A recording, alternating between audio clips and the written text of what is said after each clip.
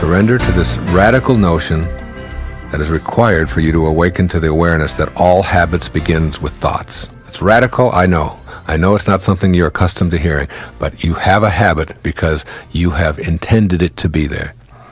Now what you do is you surrender to a new consciousness, a thought that whispers, I can do this thing in this moment.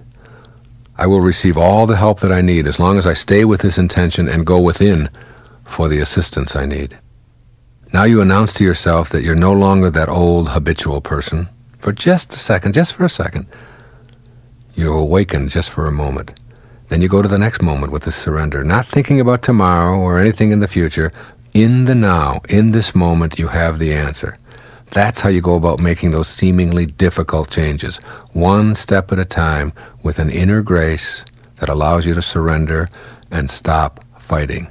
All those habits, those things that have plagued you for your entire lifetime, that you think you can't change, that are just a part of you, are nothing more than thoughts turned to intention, turned into laziness, addictions, short-temperedness, phobias, fatigue, whatever. Change the thought, change the intention, and you no longer have those as your consciousness.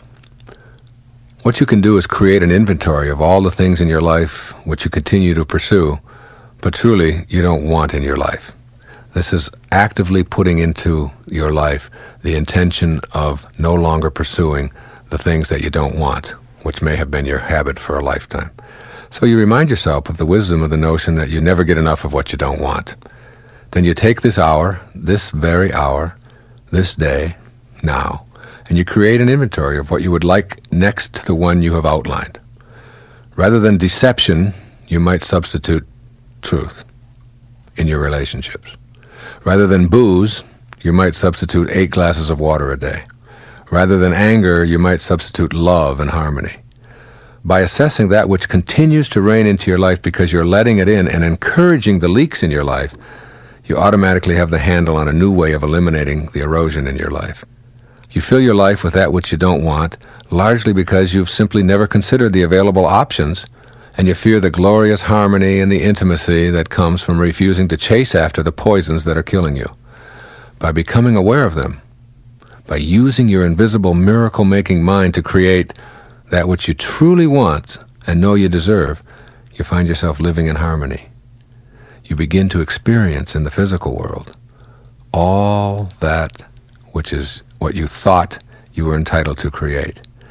Inventory your life and get it on purpose, and substitute the things that you are pursuing that you don't want with the opposite.